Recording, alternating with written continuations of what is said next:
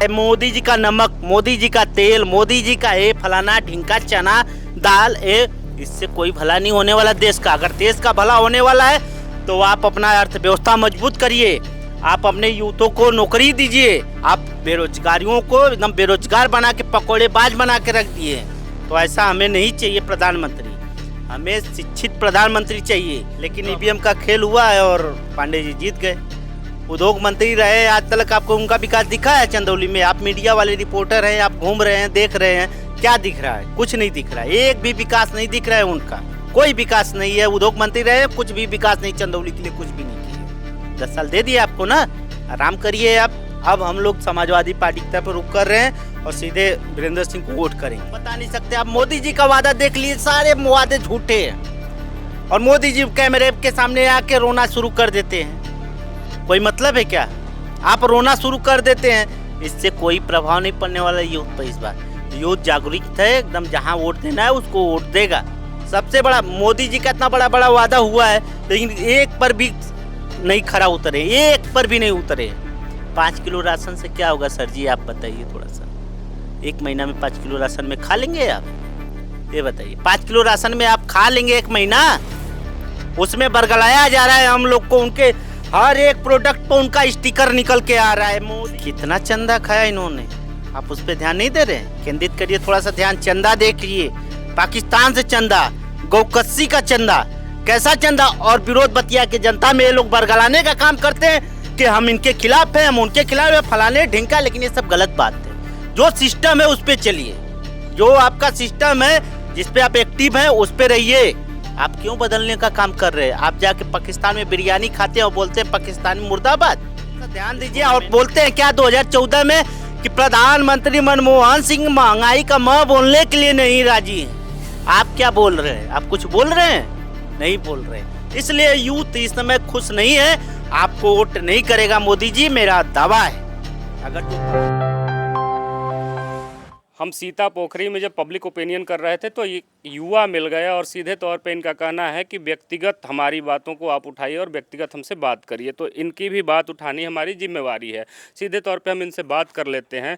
क्या लगता है, हम इलेक्शन से ही शुरू करेंगे। इलेक्शंस में इस बार यूथ के मुद्दे क्या होने जा रहे हैं चंदौली के? यूथ के मुद्दे पूरी तरह समाजवादी पार्टी की तरफ झुक रहे हैं। हाँ, पूरा क्या है कि बीजेपी में कोई रोजगार नहीं, कोई व्यापार नहीं, कोई भी नौकरी भी नहीं मिल रहा है। एक आध नौकरी भी आ भी रही है तो उसमें पेपर लीक हो जा रहा है, बहुत समस्या आ रही है।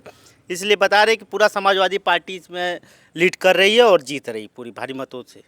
समाजवादी पार्टी जीत रही है। पिछले 2 बार से भारतीय जनता पार्टी का यहाँ चंदौली सीट पर कब्जा है और भारतीय जनता पार्टी कह रही है कि अब की बार 400 पार, यूपी में मिशन 80 की 80 सीटें जीतेंगे। तो कैसे संभव होगा? समाजवादी पार्टी आखिर क्या लेकर आ रही है आपके लिए नया?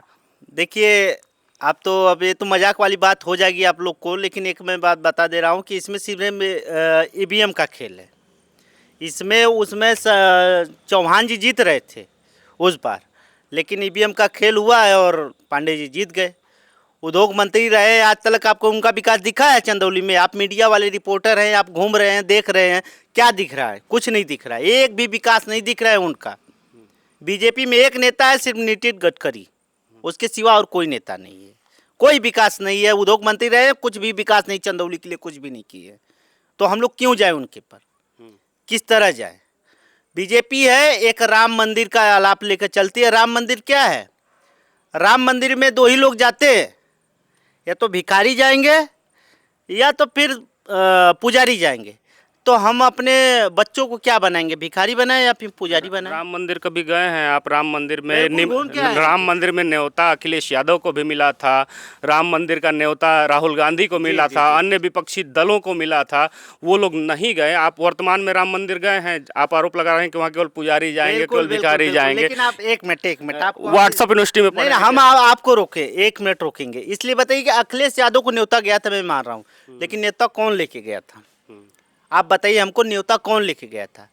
न्योता वरिष्ठ व्यक्तियों को लेके जाना चाहिए, लेकिन कोई भी लेके चला जाएगा और हम न्योता एक्सेप्ट कर लेंगे। और हाँ, राम मंदिर किसी आस्था का पर्व है तो उस पर आप हमें चिन्हित नहीं करेंगे।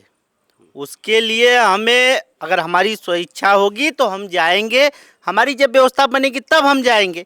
हम आपके कहने से थोड़ी नहीं जाएंगे। राम हमारे भी हैं, कृष्ण हमारे हैं, सभी देवता हमारे हैं। और हम सबको पूछते हैं। इसमें बीजेपी को तकलीफ नहीं हुई, बीजेपी के घर के राम नहीं है, राम सबके घर के हैं।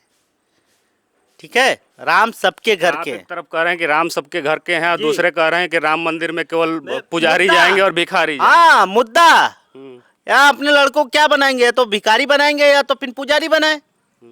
क्या बनाना चाहेंगे आप? अब आपसे सवाल है मेरा, क्या बनाना चाहेंगे आप? हमसे सवाल कर रहे हैं तो हम सीधे तौर पे बता दे रहे हैं, साउथ में कभी गए हैं? सबसे ज्यादा मंदिरों का जो राज्य है वो साउथ ही है, और किसी भी मंदिर के आप आसपास सवाल से भटक रहे हैं। नहीं, सवाल से भटक नहीं रहे। सुन नहीं। लीजिए, हम मंदिर पे ही हैं। बिल्कुल। आपने कहा कि मंदिर में केवल भिखारी जाएंगे, हाँ। मंदिर में केवल पुजारी जाएंगे। जी। आपको पता है कि मंदिर के बाहर फूल माला की दुकानें लगती हैं, होटल चलता है। जब टूरिज्म आता है तो वहाँ लोग खाना खाते हैं, अच्छा। लोग रहते हैं बाहर से आकर के। तो क्या वो एक अर्थव्यवस्था मिनट, नहीं एक मिनट, बढ़ती है थोड़ा सा क्या माइक वहाँ? माइक फोकस करिए हमारे पर। ये बताइए कि टूरिज्म के लिए आप किसी का घर मकान तोड़ के टूरिज्म बनाएंगे? हैं? कितना गरीबों का वहाँ पे अत्याचार हुआ है, कितनी गरीबों का घर टूटा है, आप थोड़ा सा देख लीजिए, एक निगाह उठा के। कितना टूटा, कितना। गवर्नमेंट तो करे कुछ मुआवजा नहीं, दिए। कोई मुआवजा नहीं है। आप जान जाके डिबेट करिए, सर्वे करिए, आपको पता चल जाएगा कि नहीं वहाँ पे उनको मुआवजा मिला है, नहीं मिला है, क्या हुआ है। आप वहाँ पे जाइए, एक बार डिबेट करिए, आपको पता चल जाएगा। कुछ भी नहीं हुआ है, 0% लाभ है वहाँ पे। अच्छा, मंदिर के अलावा यदि बात कर लें तो देश में और कौन से मुद्दे चल रहे हैं जिस पे यूथ इस बार वोट करने वाला है? बिल्कुल, आप आइए हमारे पास। बेरोजगारी, सबसे बड़ा मुद्दा बेरोजगारी है। यहाँ पे बेरोजगारी इतना चरम सीमा पे है कि आपको हम बता नहीं सकते। आप मोदी जी का वादा देख लीजिए, सारे वादे झूठे हैं, और मोदी जी कैमरे के सामने आके रोना शुरू कर देते हैं। कोई मतलब है क्या?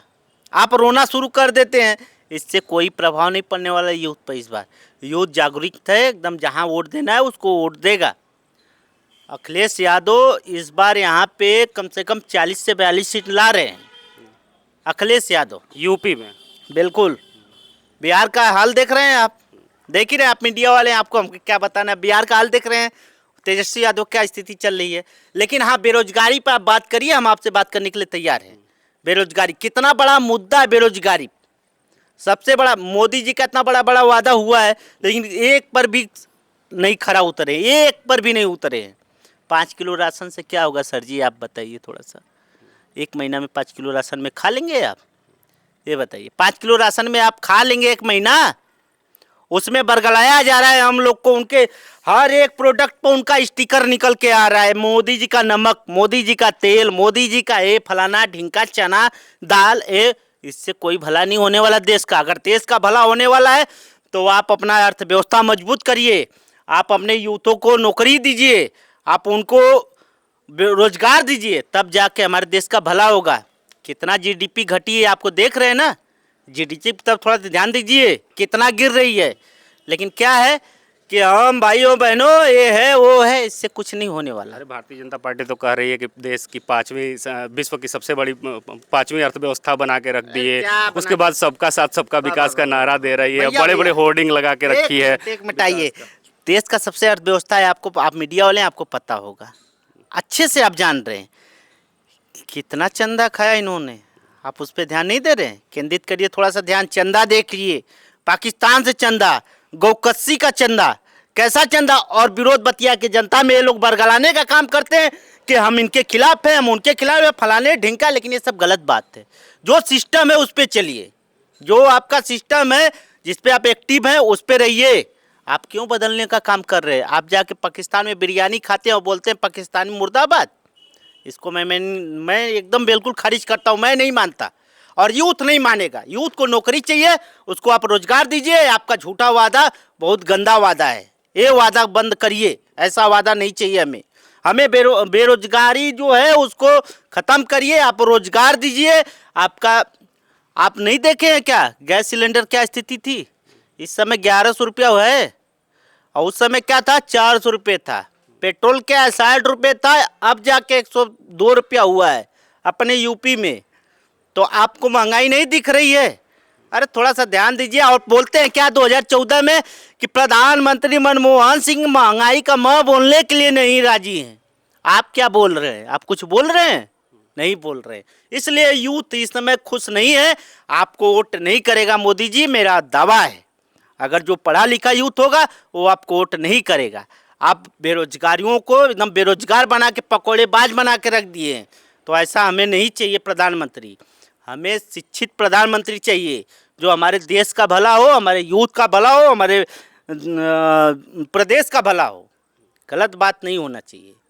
और नेक्स्ट क्वेश्चन करिए आप हमसे। नेक्स्ट क्वेश्चन कुछ नहीं, टॉपिक चूंकि बहुत लंबा हो जाएगा। आपका मुख्य मुद्दा यदि देखा जाए तो आप बेरोजगारी पे चर्चा कर रहे हैं, बिल्कुल। महंगाई पे चर्चा कर रहे हैं, और देश कहीं ना कहीं इसी मुद्दे पे केंद्रित रहेगा। बिल्कुल। शॉर्ट में अगर हम आपसे जानना चाहें तो हम आप पूछें आपसे कि शॉर्ट में आप क्या कुछ संदेश देना चाहते हैं यूथ को अपने भरोसे से, या चंदौली जनपद को क्या कुछ बताना जी चाहते हैं? बिल्कुल, मैं यही बताना चाहूँगा चंदौली जनपद को कि आप लोग खुलेआम समाजवादी पार्टी को वोट करिए, क्योंकि मैं वीरेंद्र सिंह का दावा हो गया है। अभी हम दिखा सकते हैं कि आप उनको जिताइए। दानापुर में 100 बेड का हॉस्पिटल पाइए, दानापुर में 100 बेड का हॉस्पिटल पाइए।